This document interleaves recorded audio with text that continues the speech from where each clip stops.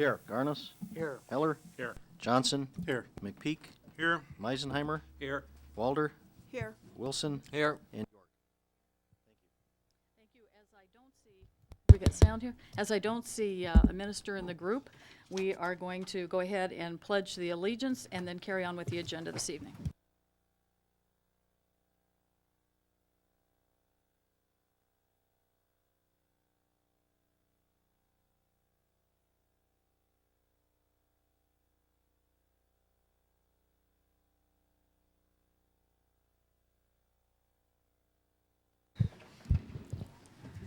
Thank you. I think there's probably some room in the back if you want to kind of circle around there. We have a full house. Number one is a motion to approve the minutes of the city council meetings which were held on both June 20th and the 27th of June. Okay, we're back. Motion. Motion by Second. Mr. Wilson, seconded by Mr. Heller. Are there any corrections or additions? If not, all those in favor say aye. Aye. Those opposed say no. Motion is carried. Number two is a motion to authorize advertising for bids for the purchase of a heart monitor for the fire department. I don't know that, Doug, do you want to come forward and explain that? Good evening. Tonight I'm asking for permission to let out bids for a new heart monitor defibrillator for the one of our ambulances. This would replace a 96 Physio Control LifePak 10, and this is a budgeted item for this year. Pretty straightforward. Is there such a motion? Motion by Mr. Culhane. Is there a second? I'll second it. Second by Mrs. York. Any questions of Interim Chief Dahl? Not. All those in favor say aye. Aye. Those opposed say no. Motion is carried. Thank you, Doug. Number three is a motion to approve the bills and payroll and authorize payment. Need to pay the bills this month. Is there a motion? So moved. Motion by Mr. Garnis, seconded by Mrs. Walder. Any questions as they've been presented to you? Not. All those in favor say aye. Aye. Those opposed say no. Motion is carried. I think most of us who are in here know that this evening is the end of one administration, the beginning of another. We have two meetings this evening, this one having convened at 7. The next one will convene shortly after this is brought to a conclusion. One of the things that I would like to do at this time, this is pretty much a cleanup meeting, if you will, before Mr. Fox takes office, and we give the oath of office both to the individuals who have been elected to represent their wards as alderpersons. There are two aldermen who are retiring from the Watertown City Council this evening, and I want just the opportunity to recognize them and present them with a token of the city's appreciation. Pat Culhane, who has been on the council since 1999, and Laverne McPeak, who joined the Watertown City Council in 1994. And I think it's fair to say, you know, I was just kind of counting back over the years, and I've worked in 11 years with 21 council members, and each one very unique, very different, with different perspectives. And I will tell you that each of these individuals have contributed many, many things to this city council in dealing with a lot of very difficult issues. And of course, I think Pat is an individual who has kind of developed a foundation for the Cottington County Dive Rescue and done so much for that and for the city's public safety over the course of the years. Laverne McPeak, former former police chief and councilman for considerable number of years. They've both done so much to contribute to the quality of life in the community of Watertown, and I really sincerely wish to thank you both. I hope that you'll all join me in thanking first Laverne McPeak, again, alderman from Ward C, 1994 to 2005.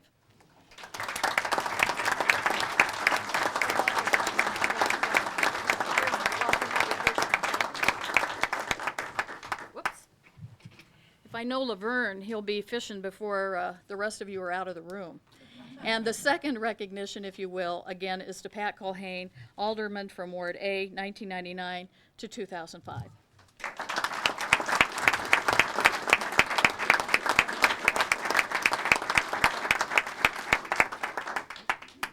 I should ask if either one of them has any comment you'd like to make, one and then the other. I'd just like to thank everybody for having their faith in me, for being a councilman for 11 years for Ward C residents. I appreciate it. We appreciate you. Pat? And thank you to everyone, certainly everyone from Watertown, all the citizens, and to the council, to you, Mayor. I've really enjoyed this, and look forward to following you as you continue in the good work of the city.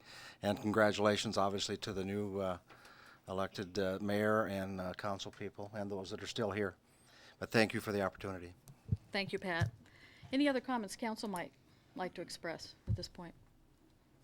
If not, Well, Brett- I'm just Brett? going to add that it's a lot of hard work, and I really appreciate the hard work both of you have put into this place. It's Watertown's a better place because of your efforts. Thanks. Moving on to the open, is there anyone in the open, or in the audience that has something to come before the open? If not, are there any council members who would like to contribute something to the open? I'm pleased to tell you there is no supplemental, which I know will not disappoint you. Is there any old business? Any new business? Any reports from liaison members? I'm also pleased to tell you there will be no need for an executive session. Anything else? I do have one item, and I would like Brenda and Council Vice President Nancy York just to join me right out front here for a minute.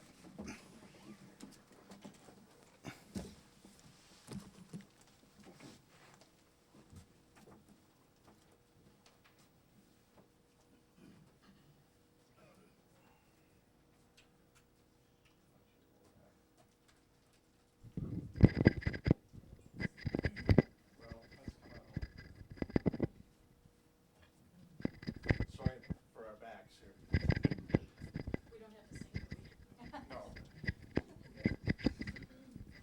Well, it's very difficult to figure out the appropriate words to say thank you to somebody who has served the community such as Brenda has. So simply, thank you is probably the best words there are. Thank you, Brenda, for showing us how to commit 200% to a community. Thank you for being there during the floods when 5,000 of us were evacuated, struggling to survive. Thank you for leading us in the event center. Thank you for leading us through to the new Family Aquatic Center. Thank you for the library, which we're going to be working on. Thank you most of all for just being a great mayor and a great friend. Watertown will always remember the dedication and love that you gave this community. We're going to ask you to open this present, and then I'm going to have Nancy read the inscription on it.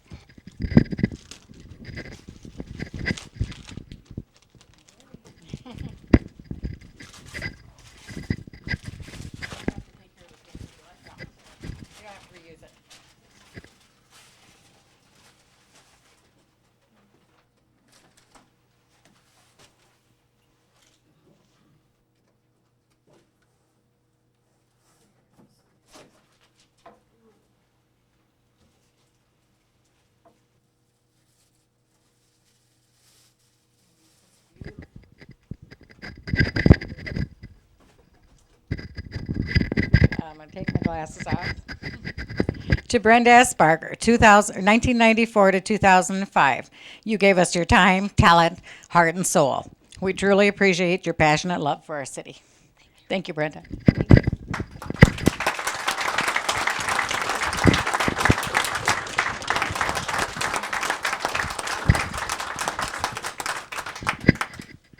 Well, I made it through this week pretty good until now.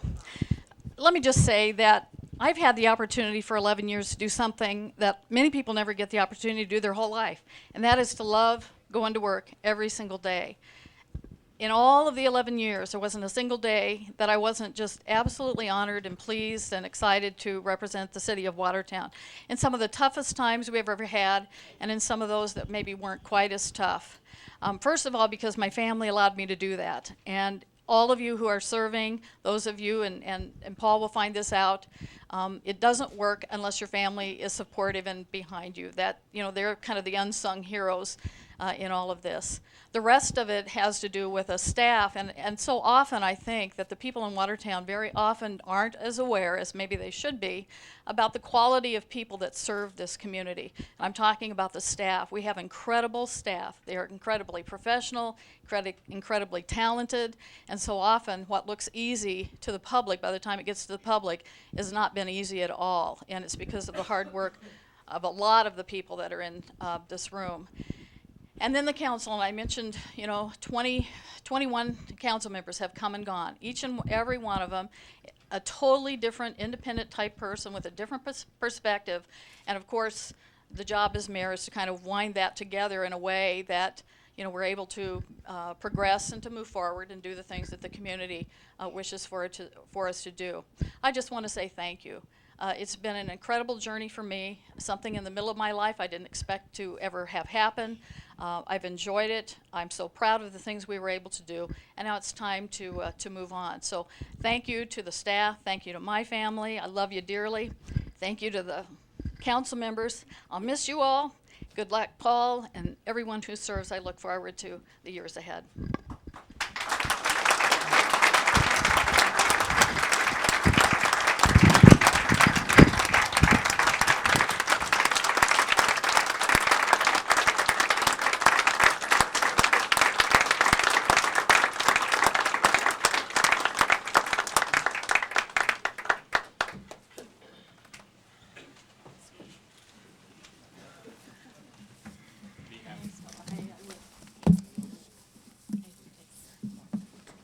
You want to just take whatever stickers I have left over?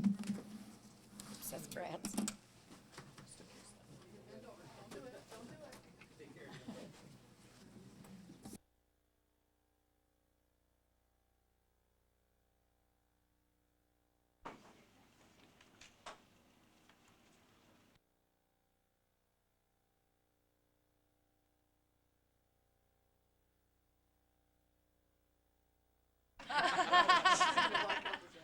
Second.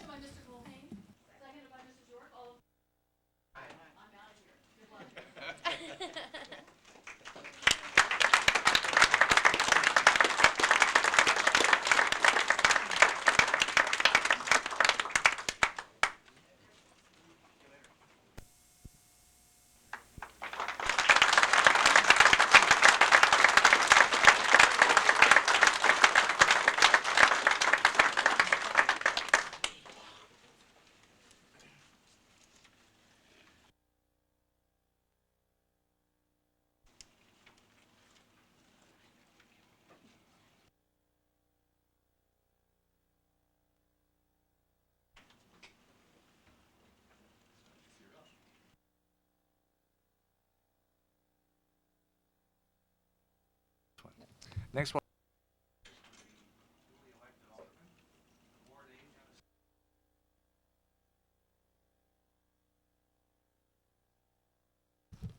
Okay. From Ward B, George Heller. From Ward C, Lowell Tuffy Giselbeck. From Ward D, Carol Arbogast. And from Ward E, Gordon Garnos.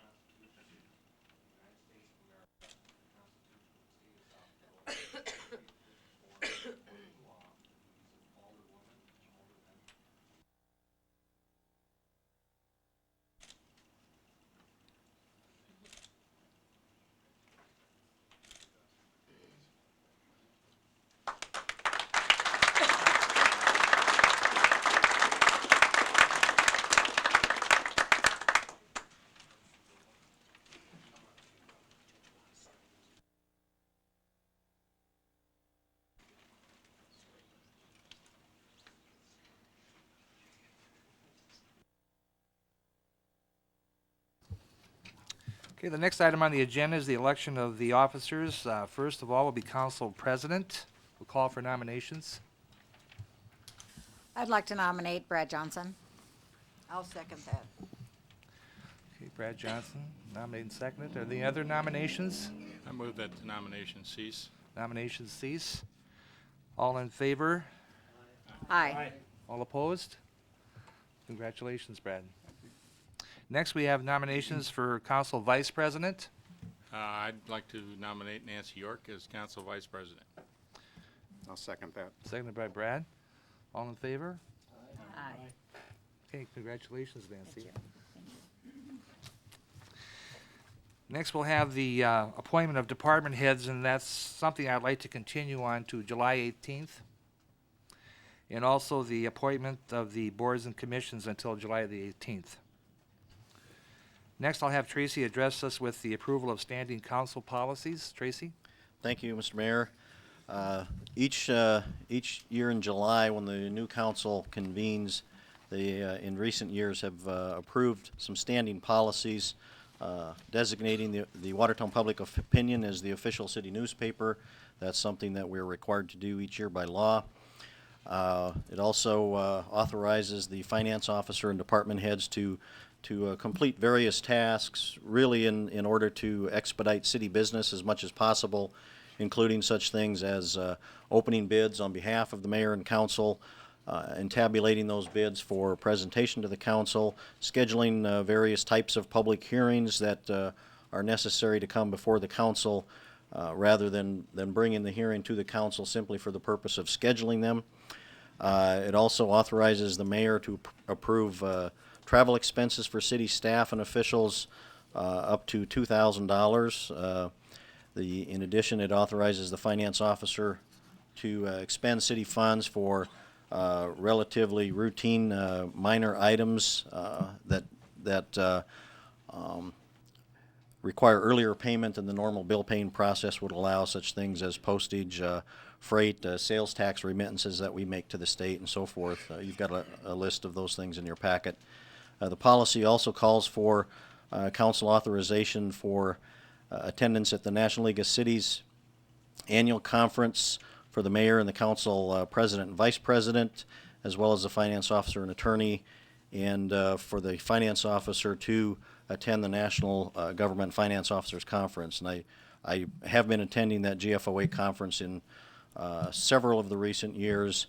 However, I have not been at the National League of Cities conference for some time. So, and finally, the auditors this year have asked us to add this final standing policy in designating the official depositories for city funds, and we've listed all of the financial institutions in town that we do business with. And I've also included on there, although we have never used the Watertown Employees Federal Credit Union in the past for city depositories, that would allow under this policy that to do so if that was appropriate at some point in the future. So if there are no questions, or if there are questions, I'd certainly try to answer them. Otherwise, I would ask for your approval of these standing policies. So move. Motion by Garnos, seconded Second. by Meisenheimer. All in favor? Mr. Wilson. I'm sorry, Mr. Wilson. I'm sorry. Second by Mr. Wilson. All in favor? Aye. Disapprove?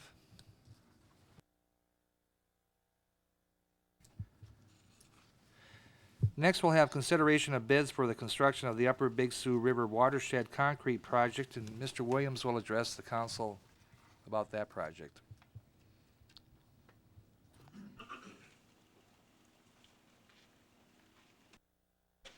Council, new and old, and our new mayor. I'm here to report that we received successful bids for the concrete work at the Dennis Hewer Farm north of Watertown. We are rebuilding his animal feeding operation to prevent any of the nutrients from his feedlot from getting into the waterway that goes through his property and on downstream to Lake Kempesca. The bids here are only for the concrete work. The dirt work is being paid for by a partner in this project, the U.S. Department of Agriculture, NRCS, provides us with funding called Environmental Quality Incentive Program monies. And then we probably still have to bid, because of the cost limitations, the fencing materials that will go to, they have to be changed because they would be going into concrete instead of into dirt. The bids were $58,300, down to $49,651, which was the bid accepted. We had 3. I'm asking for your approval to begin work. Approval for that, please? So moved. Approved by Brad Johnson? Second by George Heller. All in favor? Opposed? Approved. Thank you. I invite you, if you haven't been to the lake lately, water's pretty nice. Yes, it is. It's I haven't very seen it clean. like that in many, many years. Mike, I was going to just comment. I'm not sure if I know I'm not a new council person, but I hate to say I'm an old council person too, but as an existing council person anyway, I wanted to tell you that we were enjoying the lake this weekend. It looks good. Yep. Looks good. We're really So pleased. We're your going efforts to are showing. try to Thank get you. out and do a water quality analysis out there this week. It's in our agenda. And can I get- think we should take every opportunity to let people know we've spent over $6 million north of Watertown on projects like this to help clean that water up, and we've got another big project that's just starting, so there's a lot of work going into it, and it's continuing. It's a wonderful cooperation that we're receiving from the landowners up there, and they all see, they like the lake too. It looks, all the cars were parked around it this weekend. They're down here enjoying the lake like we do, that are privileged to live out there. Thank you very much. Thank you, Mike. Item number 8, we'll have Mr. Schlechter come and address the petition to vacate a portions of 7th Street West.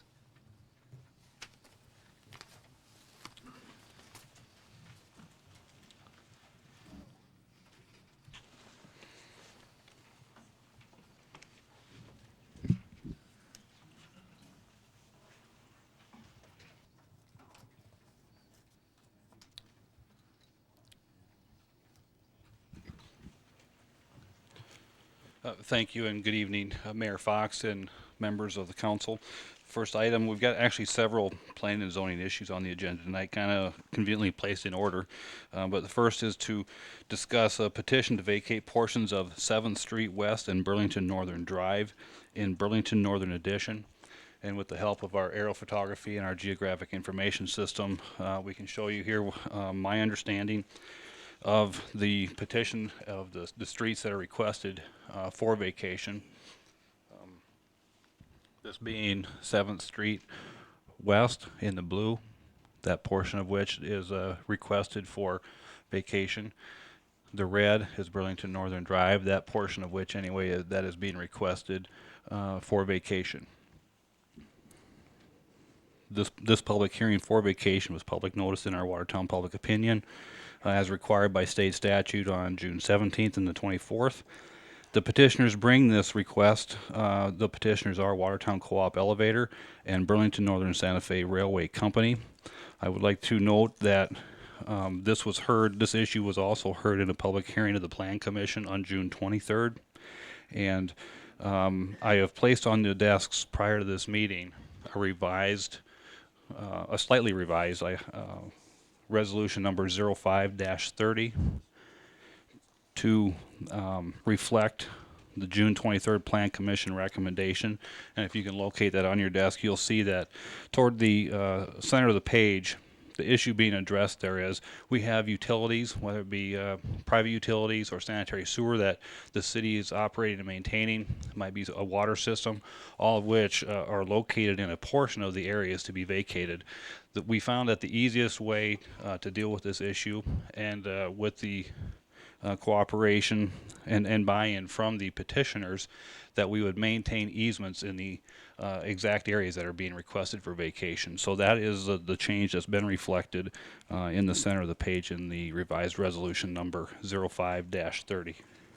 And with that, I would bring to you again the Plan Commission's recommendation to vacate the property and suggest that you do so as well.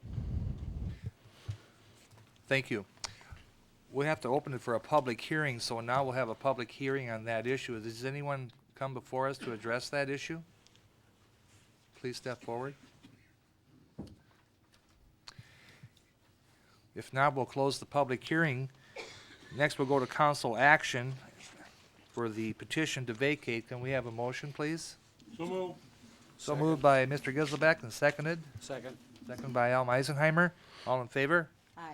Opposed? Are there any discussions on this issue? Should we do that? Okay. All in favor, then we'll just, I guess we did vote that. Is that, where is Stanton at? Stan? We're fine. We're fine? Okay, good. You gotta remember, this is my first time, so please bear with me. I will get better. So, that will pass then. And the next item is the Eastwoods 8th edition on item number 9 on the annexation. And Rick, please. Thank you, Mayor. This annexation petition is brought to you by Joy Nelson and Peggy Haugen, owners of the property that we will come to know as Eastwoods 8th edition.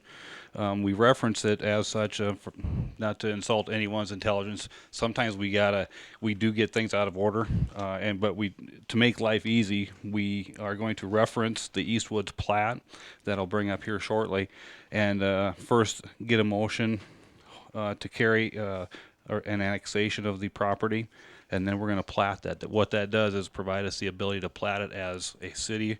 Otherwise, if we didn't do that, we'd have to have the county action as well, paralleled with the city action. So this is a common practice to annex it first, and then we'll deal with the plat second. Just to provide people with an idea of where this property is located, it's in our northeast portion of our community. North, generally from 19th Street east to this section line. And it's also master planned from 14th Avenue North, you can see the pointer on the screen right now, down to, this is 10th Avenue here, but it also includes just a portion of additional property south of 10th Avenue, of course, that is owned by Joy Nelson and Peggy Haugen, this being the Hahn edition, which is not under their ownership nor their master planning efforts.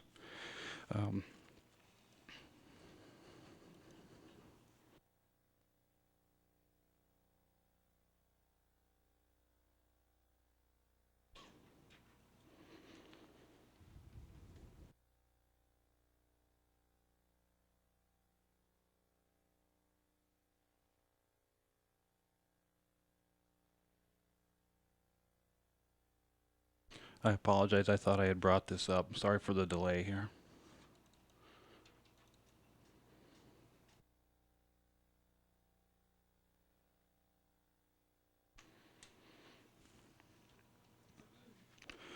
What I've brought up now is a copy of the plat that we're referring to in the annexation petition. You can see 10th Avenue down here comes directly from 19th Street East through Hahn Edition, crosses the drainage area that's located in this area here.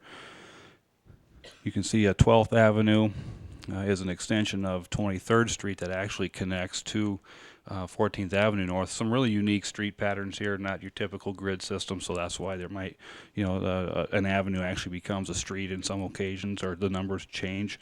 But the area that's proposed for annexation, if you can follow the hand on the screen right now, it is bounded as so.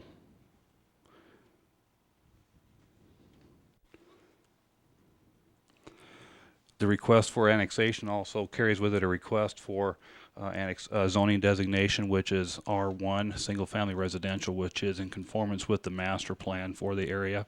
And with that, I don't know if there's any of the representatives of the Haugen Nelson Realty firm or their engineer here that they may want to speak on other issues that I may have overlooked at this point.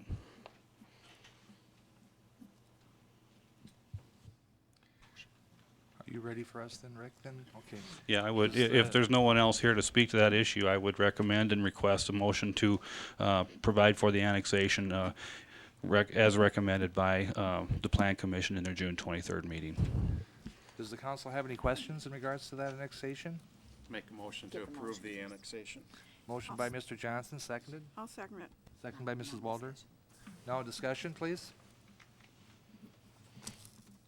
No discussion? All in favor? Aye. Opposed? Go ahead. Okay, next item, it will, the same area, I've gone through the location, it is the plat of Eastwood's 8th edition, that portion that we just took action on for the annexation.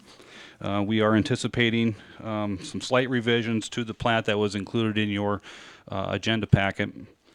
Primarily, those additions would be, or revisions would be, the need for some easements that's been brought to our attention by the Municipal Utilities Department, and we look forward to that opportunity to visit with the engineering firm and to provide those.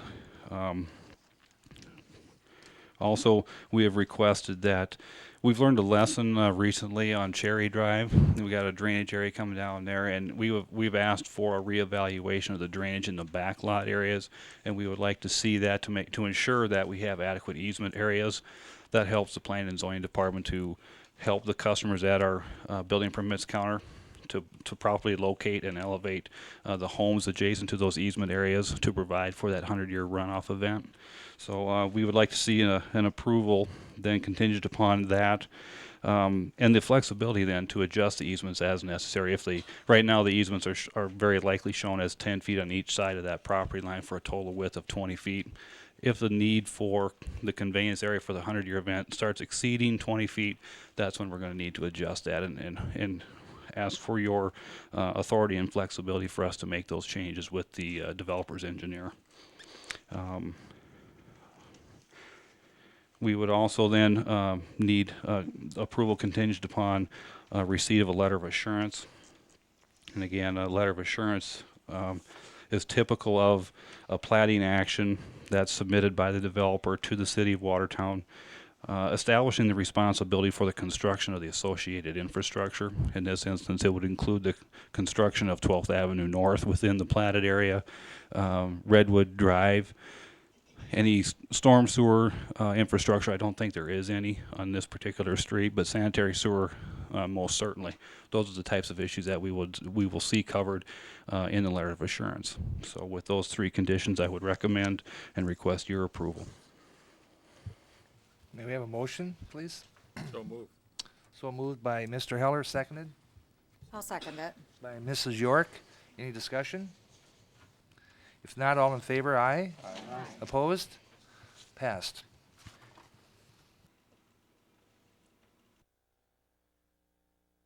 The next item is a plat of Ted Horning edition, and I see representatives of the proprietor, Mr. Horning, and is it Jack Carter?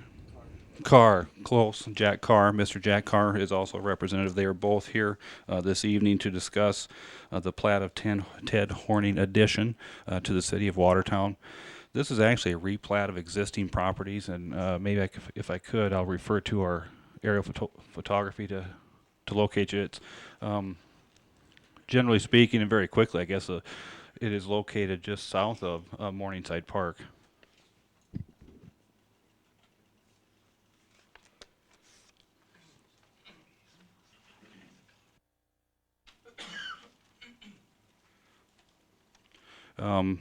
Morningside Park, located right here.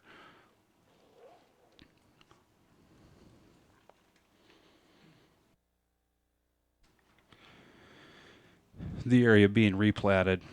This is, you'll know, and it's probably worth pointing out that this is 2nd Avenue South. It's a dedicated right-of-way, but unimproved public street. The area proposed for replatting is generally located here. We're following the pointer right now. And Jack or Steve, jump in here if I'm not tracing this correctly, but okay, as I understand it, this is a general area. This will be divided then in half with a line running north and south approximately right here. So with that, a couple things that we should note. The lots do meet the requirement for frontage on a public street, which even though 2nd Avenue isn't improved, it does meet the intent of the ordinance. Access is being proposed, however, on to both lots from 14th Street East, and Mr. Carr has assured me and shown me a revised drawing that we have been waiting, showing us that access and actually a utility easement that may provide the path to provide for water and water easement. We also should point out that lot number 2 in your package, generally this portion, the easterly portion, the frontage is only 46 feet. Recall that in an R2 district, the minimum requirement along the frontage is actually 75 feet, and the Plan Commission took this into account as well, knowing that they were about to plat a non-conforming lot. But it just seemed to make sense given that the railroad had cut through this portion of our community in the past. We had visited with, and again, with regard to Second Avenue South, it was a point of discussion during the Plan Commission on June 23rd. And at that time, the idea of, does it make sense to hold Mr. Horning to constructing this portion of the street? The letter of our law would say, the letter of assurance, we would indicate that we want that street built within 3 years. It's existed for many years so far without being constructed.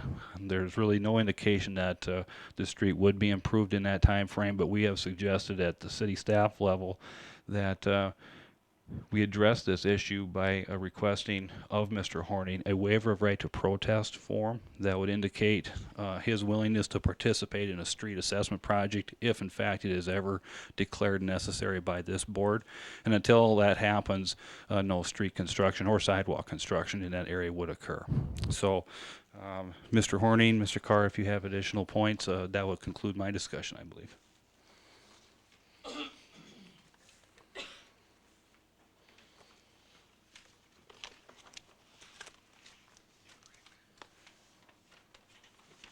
I'm Steve Horning, the owner of the property, and the property is currently zoned R2, and under the plan, we would propose to build 2 duplexes or twin homes on the property. That's the purpose of the replat, etc. And I would sign that letter also. Access to the duplexes would come from where? Pardon? Street access to the duplexes would come off of? It would come in from 14th Street East. So with the water. Yeah. So Rick, do we understand that there is not a street there now, or it's a gravel street that's there? There is a gravel street there. There is not. I don't think so. I think it's pretty much grass. There's nothing there. Yeah, and there's manholes in it, and we're with the new equipment. At one time, it may not have been contemplated, the need for an all-weather or hard surface path to get to the manholes, and there are manholes mid-block there. But with today's equipment and the techniques that they use to maintain the sanitary sewer, eventually it would be nice to get that thing paved. But when it happens, I haven't been privy to any of those discussions up to this point yet. But there's good entrance and egress out of there, right? I mean, that's not going to cause the people that live there a problem? Should I put that on there? Okay. A privately maintained road with an agreement. Okay. And this is all in a letter of assurance, Rick, because those are the kind of things that have come back to kind of haunt us before. But it is in a letter of assurance. Correct, Steve? It will be. Okay. Okay. Right. As far as the access, we've actually gone one step better, I think, than the letter of assurance is actually going to be shown on the plat as we have requested. And we've just had the opportunity, as did the applicant and their engineer, to revise the drawing. So we can work out those details and make sure the plat is where it needs to be, along with the letters of assurance prior to its recording. With that, then, could I have a motion to approve the Ted Horning addition, please? So moved. So moved by Brad Johnson, second. Second. Second by Dennis Yes. Solberg. Any questions, discussion? If not, all in favor, aye. Opposed? Passed. Next one, Rick?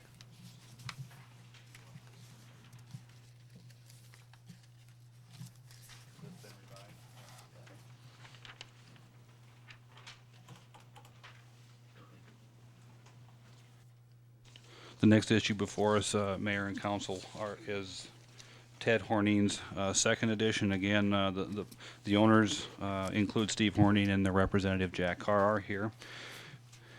The location of this property, 14th Street East, located here. A landmark that you might all recognize as a water tower in that vicinity. It's this railroad property that we're dealing with right here. This property is kind of unique from the standpoint that it is a railroad property that's been abandoned and looking for opportunities to develop it. Also, note that the property is got a split zoning. A portion of the zoning is C3 for the most part. The portion, I believe, from 14th Avenue to approximately this point right here is actually split C3 toward this side and R2 toward the, I'll call it the northeasterly side. So it's kind of a unique situation in itself there. A special note on lot number 2 of the plat. I'll try to bring that up.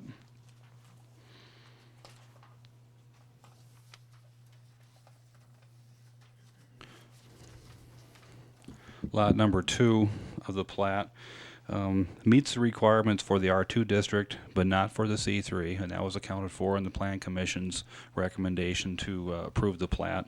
And the reason why that's significant, it potentially could be dependent on the actual zoning that is applied there, and the land uses may or may not meet this area requirements for that zone. But other than that, I think those are really the unique situations there. We have asked also that there are several utilities located on that property. The Municipal Utilities Department brings a request that the revisions or revised plat drawing be submitted, and we can show that to you if need be. But it has been submitted just this evening that the easements would be shown on the plat, and we'll make sure with Municipal Utilities' help that they are properly located. Note that access from across Lot 1 and Lot 2 to access lots 2 and 3 from 14th Avenue is being accomplished through a 28-foot wide easement, which is a requirement consistent with our subdivision ordinance. With those things, I guess we would recommend to you, as has the Plan Commission in their June 23rd meeting, that you approve the plat contingent upon, again, and I don't know the status of a curb and gutter in that area, but it seems that we ought to, when a project goes by there, a curb and gutter project, that would be the appropriate time to put in curb and gutter as well as the sidewalks again. And the second thing, again, would be the revised drawings, which we have seen. Also note, though not an issue that we need to have contingent to the plat, to be consistent with the way we've applied on how we've dealt with stormwater management issues, because a part of the intent here is to install commercial storage facilities, which greatly increases the runoff volume and rate. We'll deal with that not at platting time, but at building permit time. Do we have a motion to approve the Teddy Horning second edition plat? So moved. So moved by Mr. Garnis, seconded. Second. Second by Mr. Meisenheimer. Any discussion or questions? If not, all in favor, aye? Aye. Opposed? Motion carried.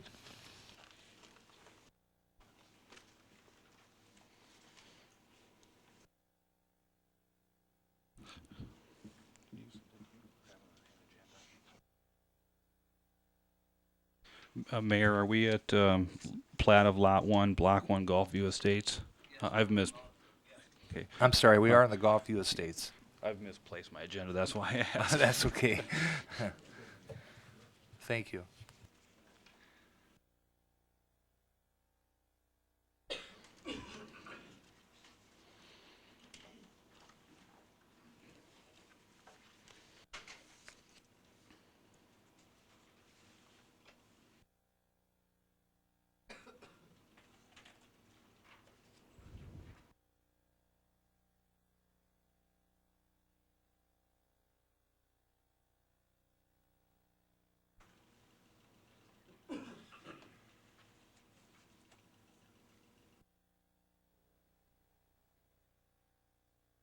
Just real quickly, that was an exercise just to show you generally where the Gulfview Estate subdivision is located. It's adjacent to the municipal golf course. You can see in this photograph taken in April of 2000, just a few of the homes existed. But that is, again, what we're talking about tonight is an extension of the subdivision master plan of Gulfview Estates. The request is to plat merely one lot, located lot 31, in this block 1 of Gulfview Estates addition to the city of Watertown. Something that, again, it's been, the master plan has been approved previously. One of the issues that came up in the discussion in June 23rd Plan Commission was the fact that there is, in fact, a drainage easement on both lots 31, and I'm guessing it's probably lot 32 to the south would have a 15-foot drainage easement on it as well. There's a lot of water that drains from this entire subdivision that flows through this similar drainage easement through this side yard areas across 36th Street and into a detention facility over here. Mike Rye brings that to our attention that, it'd be real wise. This would be a really good time to have that constructed, and the developer, Mr. Wayne Meester, has submitted just today a letter of assurance saying yes, now is the time. He agrees it is the appropriate time to construct that concrete drainage way at the same time as Lot 31 is developed. So with that, I would recommend your approval of this plat. May I have a motion to approve the plat of Gulfview Estates, please? So moved by Tuffy, seconded by I'll second that. Seconded by Carroll. Any discussion? I just have one question. We seem to, on Gulfview Estates, seems to be one lot at a time. Most other ones will take in a block of them. Is this just the nature of this beast out there, or what? I think it has a lot to do with their ability to market their lots, and as soon as you plat a lot, that starts the clock ticking. Whereas if it's not developed in 5 years, you still see a notable increase in the taxes that you would pay. So the developers certainly take that into account in how they plat their properties, and I think that's perhaps what we're seeing. Correct me if I'm wrong, but I thought this council had taken issue on single lots some time ago, and that a larger unit of property had to be brought in rather than one lot at a time. Am I wrong there? I don't know that we've ever had that particular discussion. It just seems to be one at a time. It takes a lot of time. It takes as much work virtually to do one lot as it would to do 10. It's Maybe point well taken and not wasted on staff. I know that, but again, we're just here to accommodate. And it's been suggested to Mr. Meester, the amount of effort that it does take, and right now his decision-making process and marketing has taken him to do the lot-by-lot approach. Maybe I can add one more point here that no policy has been developed as of yet that would say we would do more than one lot at a time, and honestly, there's no fee that's required, or it's a very nominal fee to plat. So there's no incentive to necessarily plat more than one lot at a time. I would propose if there were a different fee structure, and that's a different discussion for a different day, obviously, that might change the method in which developers would plat, in this case at least. I think Mr. Garnis is correct. I believe the discussion came up either at Planning Commission or at Public Works some time ago. And at that time, the decision was that we didn't want to fence ourselves in with an ordinance or a rule of some kind that would be a cumbersome one to some developer in the future. But you are right, we did have that discussion. Anyone else have any questions or issues? If not, all in favor, aye. Aye. Opposed? Motion carried. Next is the Northridge Edition. The plat of Northridge 25th Edition. I think we're all familiar where Northridge Edition is located, generally north of 14th Avenue, east of Highway 81. This plat that's being proposed is very similar. You can see all the dashed lines on the plat face. Those are indicative of similarly platted lots. This portion of Northridge. The master plan had been revised to provide for private streets, which are a little bit slighter dimension than would be required for a standard city street, and there's private utilities. It's more of a gated approach to development here, and to as I understand it, to facilitate the sales here, what's being platted and similar to that in the past, but now we're looking at 4 additional home sites, and they're actually duplexes, and the center line goes right down the common wall of those duplexes, and the plat then would go from would also be the exact perimeter of the building, then extended out to the private street is how the developer has chosen to split this off and market it. It is consistent with the master plan that's been approved, and you can, as we have already talked about it, it's very similar in approach that has been implemented in the past, and with that, staff and the Plan Commission recommend the approval, and I would request that you do the same. Can we have a motion for the approval of the Northridge 25th edition? So moved. So moved by Mrs. Walder, seconded. Second. Second by Brad Johnson. Any discussion? On this, it's going to be private now, but will it be turned over to the public later, or will it always be a private? I don't anticipate those areas being turned over. They were built to standards that would not meet the city standards, so I think, well, that's a decision that a council would certainly have to take, but I don't anticipate that at this point. So the whole development is a private lock gate type of a... This portion of Northridge is, yes, Mr. Gisselbeck. Okay. Yeah. Any other questions or discussion? If not, all in favor, say aye. Aye. Opposed? Motion carried. Next is Endries' East First Edition. I'm going to give Mr. Schlechter a break here from speaking, although I'm not going to let him away from the from the podium there, because I need him to help me orient, where this development is. Endries East First Edition is a plat of property which is currently located in Cottington County, but falls in the area on the fringe of the community that allows the city to have platting jurisdiction, because the city has an adopted comprehensive land use plan and a major street plan. South Dakota codified law gives the city platting jurisdiction on such parcels such as this. I would add that this property has not been annexed into the city because it isn't contiguous. That's why we're weighing in after the county has. First, a quick orientation on where this plat is located. You have a copy of it in your packet. On the east side of the city, just east of Interstate 29, on the south side of Highway 212, at the intersection of Highway 212 and 43rd Street East. Some physical features in the area nearby are Lou's Fireworks, Western Area Power Facility, the Pheasant Ridge Industrial Park, and the Burger Farm just to the west of the property. And you might recall the council had some discussion about this same area a couple months ago when we discussed the ability to make an exception and allow future development to hook to sanitary sewer. This is the same property that we're platting today that we had that discussion on before. The proprietors of the property are Greg and Ann Endries.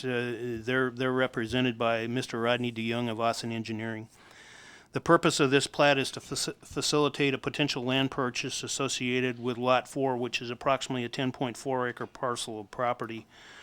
Like I said, the city council and municipal utilities took steps a couple months ago to grant exceptions to allow for hookup to sanitary sewer and water outside the city limits, so that the future business owners could proceed with proposed development. The city and county planning zoning staffs have been working on the details of this development really since we had those discussions. The County Planning and Zoning Commission and the county commissioners have taken action and approved the plat that we have in front of us. They're waiting on the city to take action. The City Plan Commission reviewed and recommended approval of this plat at their June 23rd, 2005 meeting. I therefore look for a motion from the council to approve Resolution 5-38, which is the plat of Endries East First Edition. Thank you, Herb.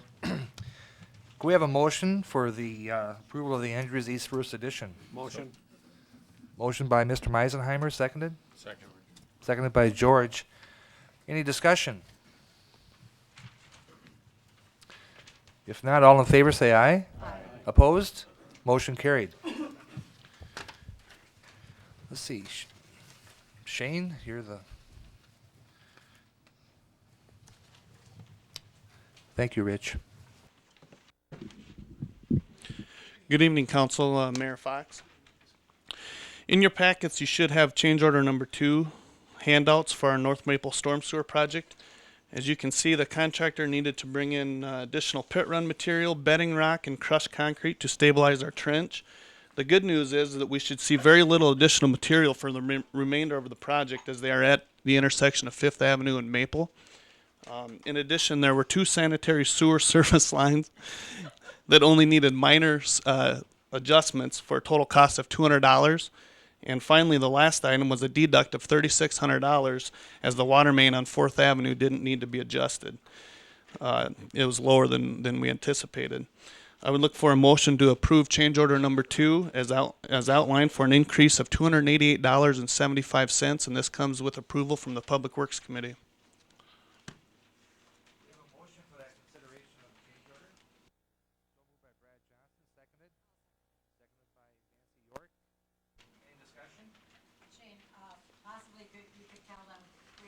Session at Public Works the other morning about the length of time that this relatively small project is taking. And you explained to us why that is, and I'm sure probably some of the folks in that area and those of us that travel that street a lot would like to hear that too, so maybe you could just share that. Sure. Initially, we had some rain days that, the rain affected some of the work there, and then also we had some progress that we had conversations with the contractor on their progress. So I believe the project's near completion, and we're seeing good progress now, and I think we'll be wrapping that up soon. So we should be good to go. Any other discussion? If not, all in favor say aye. Aye. Opposed? Motion carried. Let's see, Rick, you're going to address the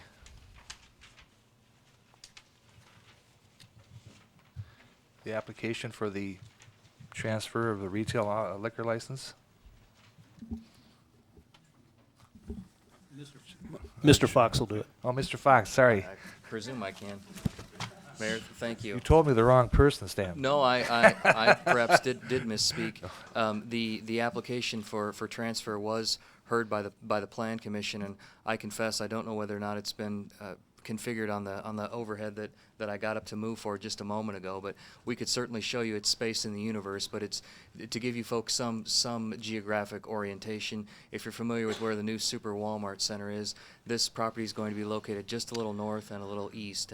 And the reason that it's before you for a transfer is the applicant had originally come to the Plan Commission and gotten a special exception for a lot that's just a little west of where this transfer would occur to, and then just as the development occurred and land transactions went forward, they decided that they'd like to move the location of the proposed facility to the lot that's before you tonight. So that's why they applied for the transfer. They have gone to the Plan Commission. The Plan Commission has recommended approval. I confess I don't know whether there's a representative from the applicant here this evening for Applebee's, but if you have any questions, I'm certain that I could answer them because I've been a party to all the hearings. But with that, I'll stop and allow the mayor to open the public hearing. Thank you, Stan. I'd like to open this for a public hearing. Is there anyone here to address the public hearing? If not, we'll close the public hearing and ask for a motion for the transfer. I'll make a motion, we approve the transfer. Motion by Mrs. York, seconded by Mrs. Walder. Any discussion? I will point out, Mayor Fox, that this license is currently a county-issued liquor license, and this is being transferred essentially into the city and will result in a net increase in the number of on-sale retail liquor licenses that are issued by the city. This was acquired by Mr. Endries as a county license. He transferred it to the current location while that property was outside city limits, and now it's being transferred into the city limits, all pursuant to state law. So I just thought the council should be aware of that. So all state laws have been followed as far As far as I know, absolutely. Okay. Any other discussion?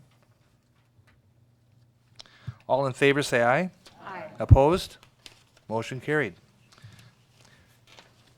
Next, Tracy, you'll be talking to us about the Sunday sale application. Yes, thank you. In addition to the transfer of the liquor license, Applebee's has applied for a permit to sell liquor on Sundays at their restaurant. That application came in after the agenda went out, but I asked Mayor Fox to address it tonight just to expedite the process. Clearly, the Applebee's restaurant will meet the criteria that the city council has established for Sunday liquor sales, which are limited to restaurants. So if you have any questions, I'd certainly try to answer those. If not, I would ask for your approval of their application. We have a motion for the Sunday application for Applebee's for Sunday liquor. So moved. So moved by George, seconded by I'll second. Mr. Meisenheimer. Any discussion? And that criteria, Tracy, would be that they can serve, an establishment must be able to serve 50 people at one time, correct?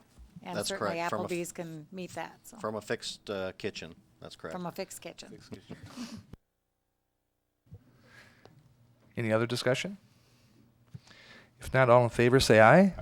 Opposed? Motion carried. See, Tracy will address us on item number 13, on abatement of taxes. Thank you. This is an application for the abatement or refund of taxes from Janelle and Robert Marks.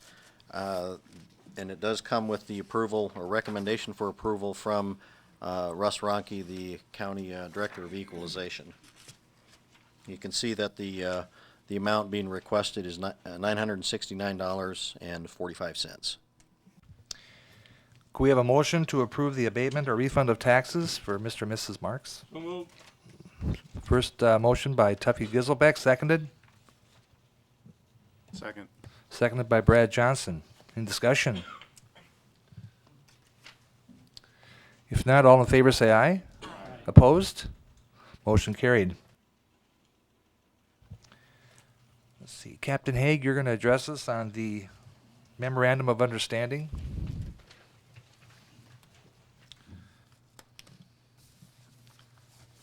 Thank you and good evening, and congratulations to Mr. Fox and the newly elected and Thank re-elected you. council members. What we're here for tonight is to ask for the council's blessing to approve this memorandum of agreement between the city and the International Brotherhood of Teamsters, which is the organization that represents the rank and file members of the police department and communications officers. And specifically what we're asking for is approval to change the language in the bargaining agreement that relates to hours of work and overtime. Current language in our bargaining agreement requires that hours of work or days of work be consecutive. The current shifts that the dispatchers work consist of 4 10-hour days, 5 8-hour shifts, and the language requires that those working days be consecutive. And what we're asking for is a simple change in the language that allow us to make those working days non-consecutive. And if I could for just a moment explain to you the evolution of this request, which will also explain why we're requesting this. We're currently short 1.5 dispatch positions or dispatchers. We have one that's on maternity leave for approximately 4 or 5 more weeks, and we're also short our part-time dispatcher. This leaves us with some huge holes in our daily work schedule that could result in an awful lot of overtime. And our chief dispatcher came to me some time ago, about 2 months ago, and asked for some leeway to change the schedule. And when she actually presented her proposal to me, at first I thought it was a little bit in left field, but the more I looked at it, the more I thought it was a pretty innovative approach to solve this overtime problem. But the problems are that we're restricted by the language of the bargaining agreement that we can't have a consecutive work schedule. And the only way we can change that is with the approval of the rank and file members that are involved in that contract, get the union to agree to change it and get the city to agree to change it as well. And what we're asking for is to change our 4 10-hour consecutive shifts to 4 10-hour shifts non-consecutive. And what Pam has proposed, and like I said, it makes good sense to me in looking at it, is that the person that has one of the 4 10-hour shifts would work 2 10-hour days, have a day off, work 2 10-hour days, and then have 2 days off. And like I said, when I first looked at that, I thought, who in the world would want to work a shift like that? So I asked her to go to all the dispatchers and just seek out their input on it, and they were virtually unanimous in their approval of this, and actually they're waiting in line for the first chance to have the shift when it becomes available.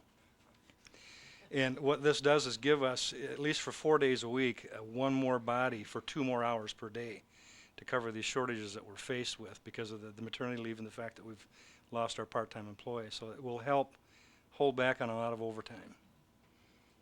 So I would entertain any questions that the council members might have about this. Well, first we'll have a motion to approve this memorandum of understanding. I so move. Moved by Mr. Solberg, seconded. Second. Seconded by Mr. Giselbeck. Any discussion? Have the union negotiators agreed to this change? Yes, they have. They have a memorandum of understanding or agreement with the city that, if ratified by the council, would allow this change through the end of the current contract. If I'm not If I could, Mayor, and to Captain Haig, George, to your question, we had gotten a signed agreement, a memorandum of understanding from the union, but in the interim, post-election, the union then presented one, obviously, for Mayor Fox's signature. So we've gotten the signature. The business agent of the Teamsters has agreed to it. We're simply just going to have to re-execute it. But, and to Captain Haig's point, the memorandum of understanding is only going to be effective for 6 months, with the understanding that if this works for everybody, we're going to continue this thing till the end of this agreement because it's going to make sense. Any other discussion? If not, all in favor say aye. Aye. Opposed? Motion carried. Thank you. Thank you. Next on the open, Herb, I believe you were going to bring us up to date on Essential Air Service. You were going to discuss that? Thank you, Mayor, and that's true. What I'd like to do is give the City Council and the public a brief update on what we know about our Essential Air Service status as of today. As was previously reported, the city's current service contract expires July 31st of this year. Week before last, the Department of Transportation notified the city that they'd received proposals from 2 commercial air carriers, Mesa Airlines and Mesaba Airlines, who is our current carrier. None of the proposals received are equal to or commensurate with the service currently being provided. Worse yet, and what greatly concerned us was the potential loss of our mid-morning flight, which also provides 50% of our employments. So last week we tackled this issue head-on and got several things done.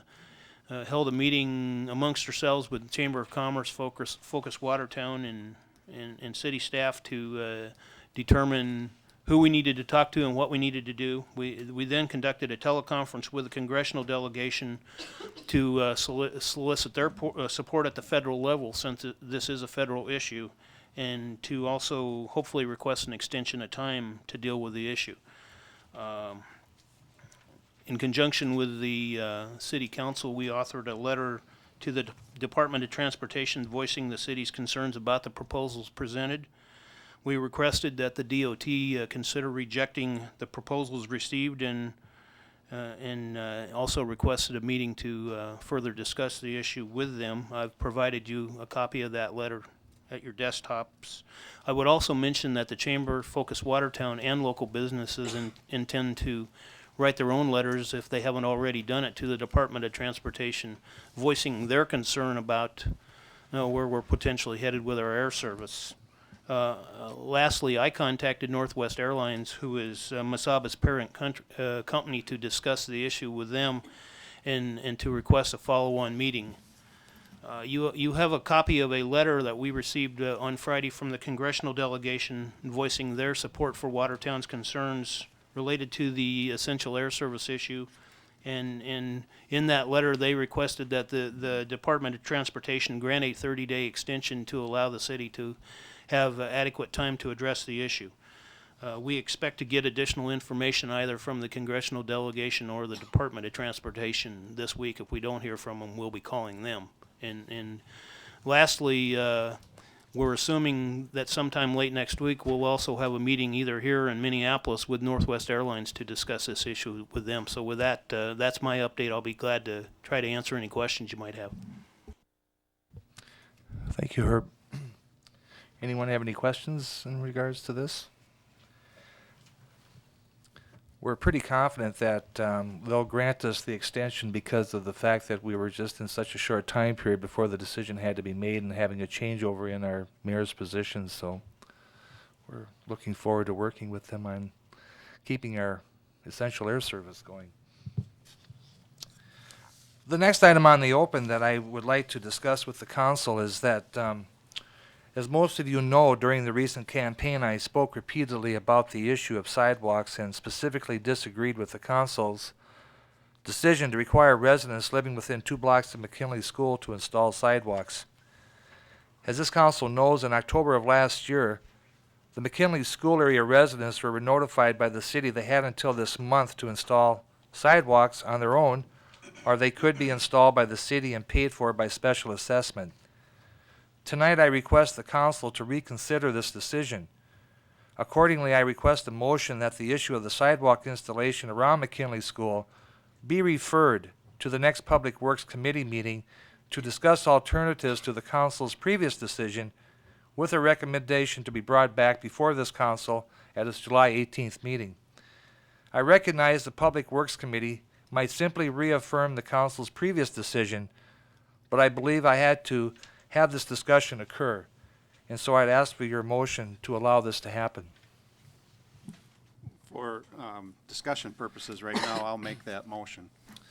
Motion by Mr. Johnson, seconded by I'll second it. Mrs. York. Any discussion? Well, I just, the sidewalk issue really is simply 2 blocks around McKinley School, and we had received, was it a $165,000 grant? $175,000. We have received a $175,000 grant to help individuals in that area, and a number of them have qualified for it, and some have not.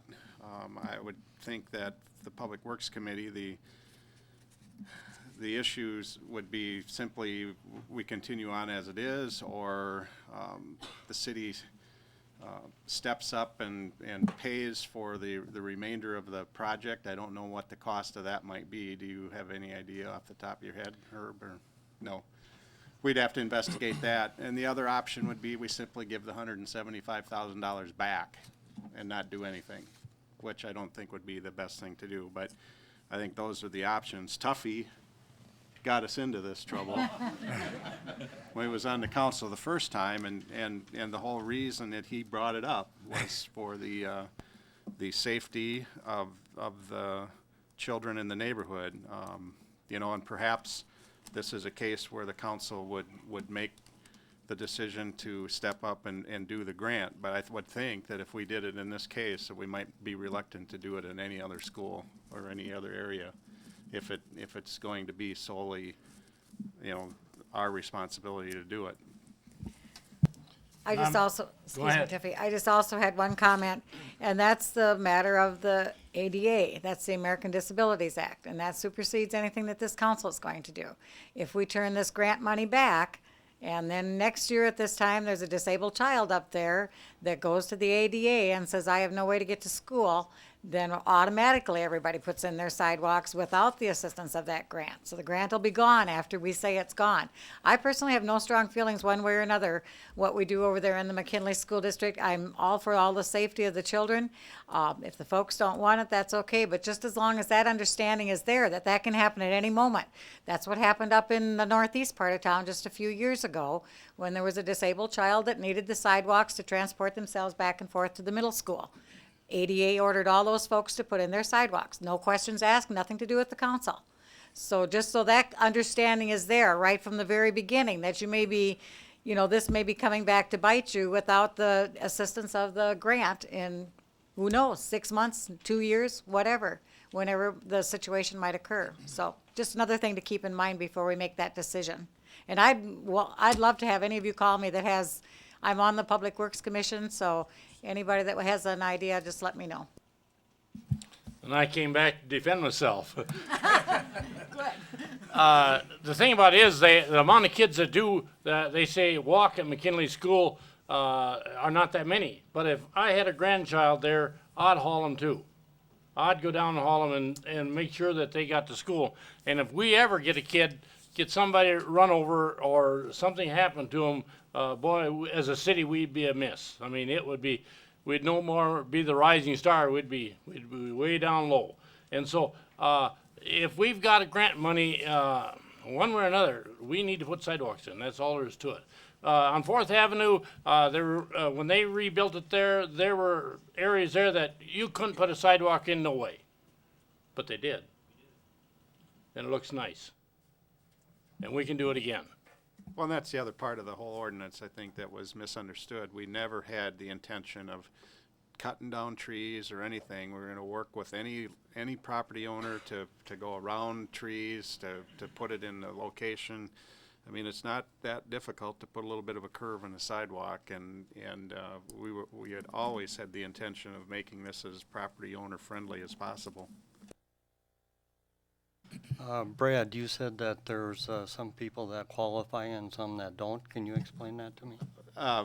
Staff has sent letters out to everybody. There were certain guidelines that qualified for the grant, and we had a number of them, but you might have better details. I can't give you exact dollar figures, but what I can tell you is the grant was a community development block grant, which means low to moderate income families. The salary is based on the adjusted gross income from a 1040, and there's certain levels that minimum maximum level that people have to fall within based on their family size to be able to qualify for those grant monies. I believe to this point in time, and maybe Dave Peterson can help me here, I think we're talking somewhere around $70,000 of eligible participants at this point. Good evening.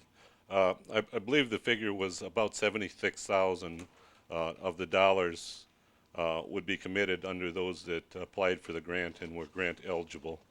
I believe the total amount of the sidewalk, I mean, this is just an estimate based upon a square footage cost that we don't know what that's actually going to be, but we took our best guess as far as what the unit cost was going to be, but I believe there was about $260,000 for completing all of the sidewalks that had been ordered in, including the repair of the sidewalks in that area.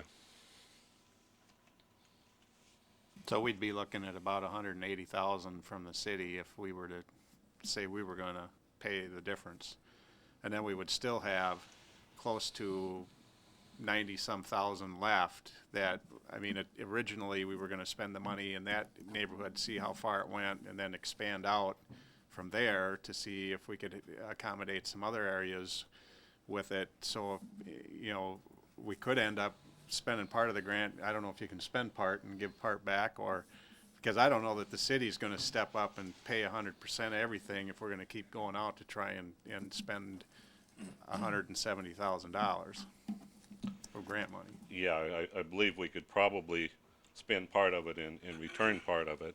The initial area that was targeted for the grant was considerably larger area around out in that particular area, but we confined our project to just 2 blocks each direction, just to see how far the money would go and get those closest to the school having sidewalks. Dave, can I ask you a question? And I'm on Public Works, and we've discussed this inside out and crossways.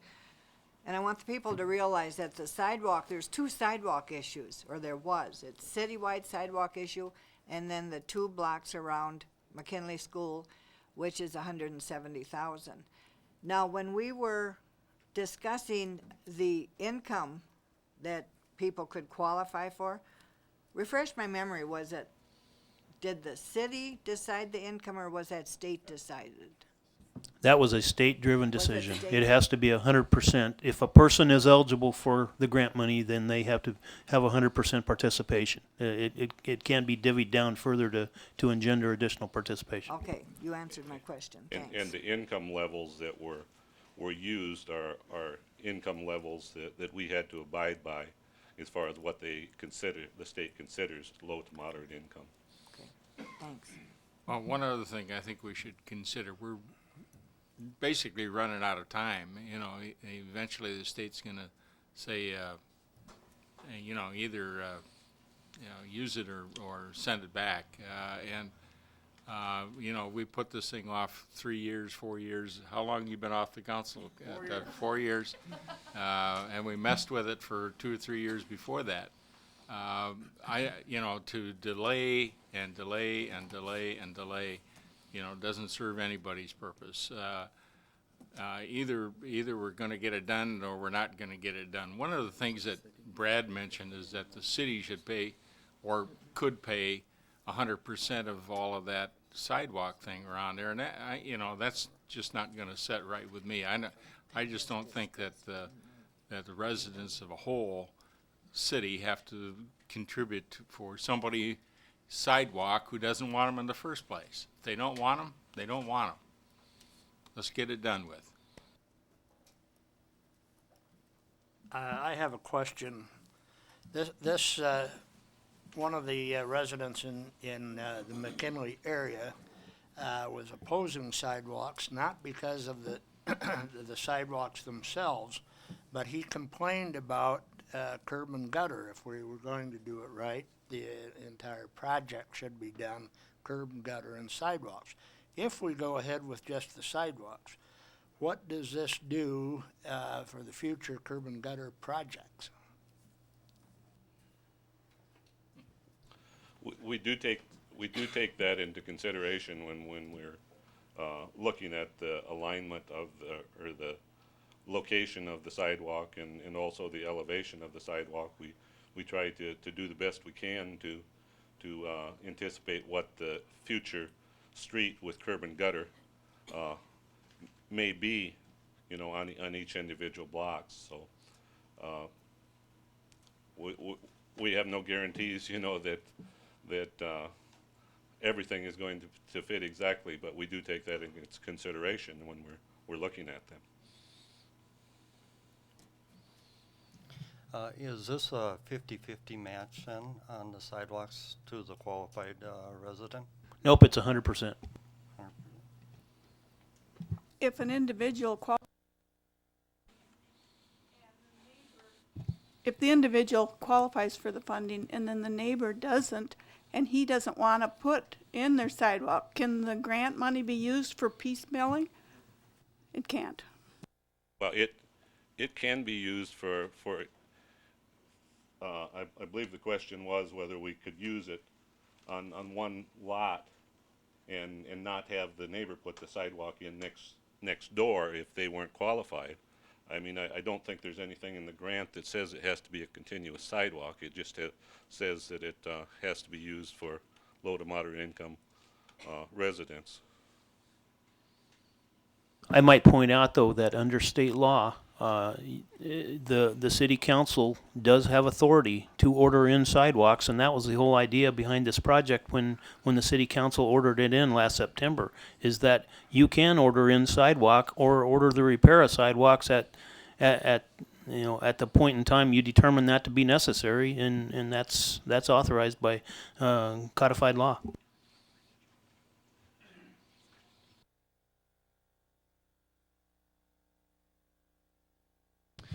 Yes, Mike. You can step forward, please, to the mic. You need to identify yourself for the newspaper. Yeah, I'm Mike Davis, and I own property out there where you're saying that we need sidewalks. I've never had sidewalks. I don't want sidewalks, and I can put them in cheaper than anybody in town because I'm a contractor, and that's what I do for a living. Now, to get around why I don't want sidewalks is because the drainage out of my yard right now, and you can ask David Peterson, they just cut a 1-foot deep ditch in my backyard that a pickup got stuck in this week trying to drain the water out of there. And if I put a sidewalk across the front of my property, Now I'm going to be flooded in, and I've already got the road 17 inches above the ground. And that's just part of the problem. When I was on the city council before, and they drew the yellow stripe around there for the ADA sidewalks, the city matched $1 per square foot with those people up there. If the city does the same here and we get an ADA child there, that child goes to school or wherever that happens to be. And if the city matches that same dollar fund, it's a lot easier on those people that are being forced into putting in this sidewalk that don't want it than what you're doing right now. What you're doing right now is making everybody that's qualified come up here and prove that he's almost on welfare, so that in order to get his sidewalk in for free, he's got to come up here and prove with his 1040s how little money he's making. And I don't believe anybody wants to do that just to get a sidewalk that he don't want in the first place. Now, you exempted the sidewalks out here on that Mills addition on the other side of 19th. They ain't got no sidewalks there for him to get around. And if you exempt that this day and age, then how come in my 1903 addition to Watertown, I have to have sidewalks? And I just wanted to bring it up. Mike, I think you're wrong on that. I think they have sidewalks behind the houses out in the. My kid lives in one of those in Sioux Falls, built by the same people, as a matter of I fact. don't care what he does Yep. in Sioux Falls. This I is know it, talking but Watertown. this is Watertown, and right here in Watertown, you won't be able to walk down that sidewalk to get to those houses when you drive up in the front of the house I don't care if you're carrying a petition to get a sign to stop people from putting sidewalks in that you don't want. You can't get to the house by walking on that sidewalk. Well, my guess would be that we're probably gonna just turn this grant back. And if anybody out in that area disagrees with Mike, we ought to hear from him. Otherwise, we're probably gonna send $175,000 back to the state. And it's hard to go to the state and ask for money when you start giving it back, and it's gonna have other ramifications for Watertown, but that's what we'll do. Is there a school out in that Mills addition, Mike? Well, the other part of Mills Addition is, and that was master planned, and they've got the same development in Brookings, and it's a trail system through the back. There's green space that goes through the back. They've got a common sidewalk that goes through the backyards, and they're required to do it in a different way. Do we have any idea on how many out of that 2-block area that qualify for the grant, and what percentage of that would be, or how many don't? I can't answer that here. I didn't bring that information with me. I just wanted to respond to a couple things Mike said. First of all, the dollar for two match that we did up here, I'm sure that would be made available too, if they were ordered to do it out in McKinley Park. And certainly nobody would be asked to come before this council and prove their income. That would be a private matter between them and the office. I mean, nobody's going to ask for 1040s to be displayed in the newspaper proving that you qualify for the grant. That would be ridiculous. And that would be between them and the office to do that. Nobody would ever know who put it in. I might just clarify how that is being handled in terms of determining who meets the income requirements or the income levels for a grant and who does not. None of that information is coming to City Hall. All of that part of the administration process is being handled by the First District Association across the street from the fire hall there. That's an organization that's independent from the city. We have a contract with them to assist us in administering that. All of that confidential information from the property owners is going to them. The city staff does not see that. We don't obtain copies of that. That's outside of our knowledge, any of the city staff's files or knowledge on the project. So just so if people are concerned about that, that information is coming to City Hall and might some way be the confidentiality may some way be breached. That's simply just not going to happen. All we know is that the individual's either grant eligible or not grant eligible. We've had a first and a second to refer the sidewalk issue back to Public Works for possible reconsideration. Would you restate your motion, your request for a motion? Okay, the motion was that the issue of the sidewalk installation around McKinley School be referred to the next Public Works Committee meeting to discuss alternatives to the council's previous decision, with a recommendation to be brought back before this council at its July 18th meeting. And we had a first and a second. And I move the question. Mr. Question having been called, Mayor, it'd be appropriate for you to call for a vote. Okay, thank you. All in favor? Aye. Opposed? Aye. Do we have a roll call, please, Tracy? Certainly. Mrs. Arbogast? Mr. Garnis? No. Mr. Gisselbeck? No. Mr. Heller? No. Mr. Johnson? Yes. Mr. Meisenheimer? Yes. Mr. Solberg? Yes. Mrs. Walder? Yes. Mr. Wilson? No. Mrs. York? Yes. So, would you please tell me what we did? We've got 6 votes in favor of the motion, 4 opposed. The motion carries. Which means that we refer it back to Yes. Public Works. Okay, thank you. I'm sorry for the confusion. Mr. Mayor, do we have a timeline on that grant where it has to be solved in order to use it? Actually, we're already past the deadline for request an extension, but the state is aware that we're having these discussions and have been waiting patiently with us, so we've got some time to do what we need to do here. Thank you very much, Herb. Next, with this motion made and passed, I request that a motion directing the city staff to defer any action on the installation of the sidewalks within the McKinley School area until after the July 18th city council meeting. I think that's kind of covered in the last motion. Is that okay? Is it okay? So we have that understanding? Okay, thank you very much. This is our first meeting. I don't. Mr. Mayor, I Yes. have a motion. Okay. As we all know, the existing election laws provide that the candidate receive the highest number of votes in a Watertown municipal election is declared the winner. However, state law gives this council the authority to adopt the ordinance providing for a runoff election in the event no candidate receives a majority of the votes in a general election. I believe the time has come for Watertown to exercise its authority and adopt an ordinance providing for a runoff election in the event no aldermanic or mayoral candidate receives a majority of the votes in the general election. And I would ask permission to speak on that after the second. I'll second it. Seconded by Mr. Johnson.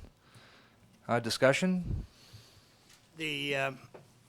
When I was going house to house in my campaign, the one election issue that kept surfacing and people showing disappointment about electing either councilman or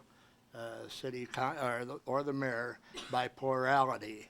They wanted a majority, and basically that what this this motion would do.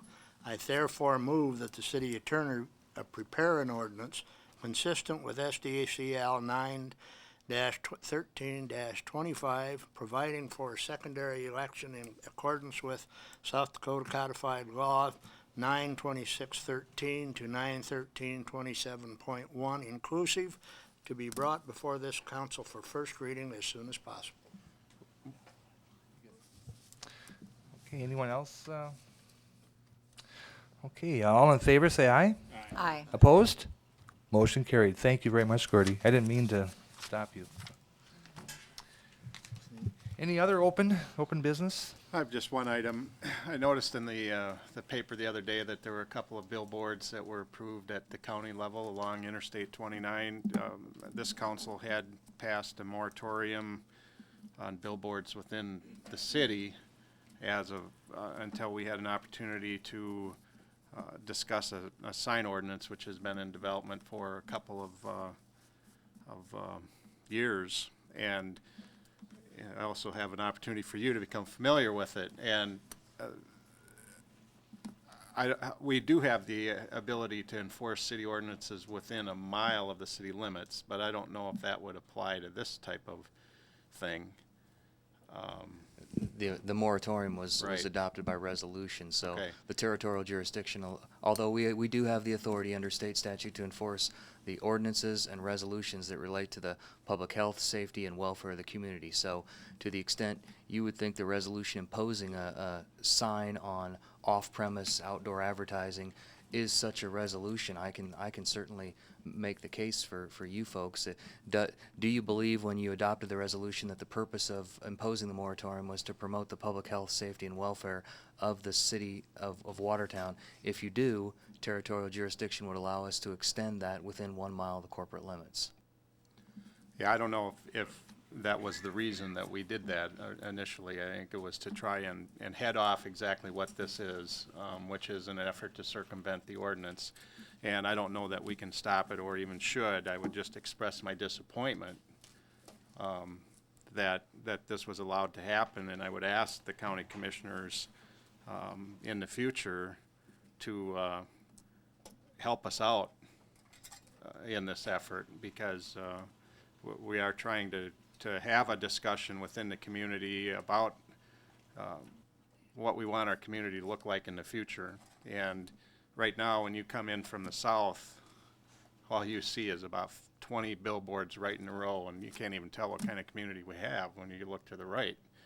And if that's what we want to have all the way along Interstate 29, the commissioners have the ability to go out and allow that to happen. And I would hope that they would, with any future applications that come in around the city, that they would give us due consideration. Thank you, Brad. Any other open issues? If not, I don't know if there'd be any such thing as old business, as this is our first meeting. Any new business? Any liaison member reports? Mayor Fox, I would just like to bring to the all of the elected officials, but particularly the newly elected officials, that the South Dakota Municipal League will be holding an elected officials workshop on Friday, July 15th at the Holiday Inn Express in Fort Pierre from 9:30 a.m. to 3 p.m. If any of the folks, new or old council folks, would like to attend this, let me know and we'll see that you get registered for that. Thank you. Thank you, Tracy. Mayor Fox, this probably isn't new business, but it probably, or liaison member report, but I think it would be an opportune time just on behalf of myself and the council is to welcome you aboard. We're here to help. Our goal is to make you the best mayor that we can have in Watertown, and we just want you to know that the staff is also dedicated and professional, and they will do everything they can to help you out, because it is all of our jobs to make Watertown the best place for us all to live. Thank you, Brad. Thank you very much, Council. Thank you for putting up with my first meeting. And just for your information, there is no executive session, so if we could have a motion to adjourn. I'll make that. So moved by Carol and seconded by Mr. Giselbeck. All in favor? Aye. Opposed? Council adjourned.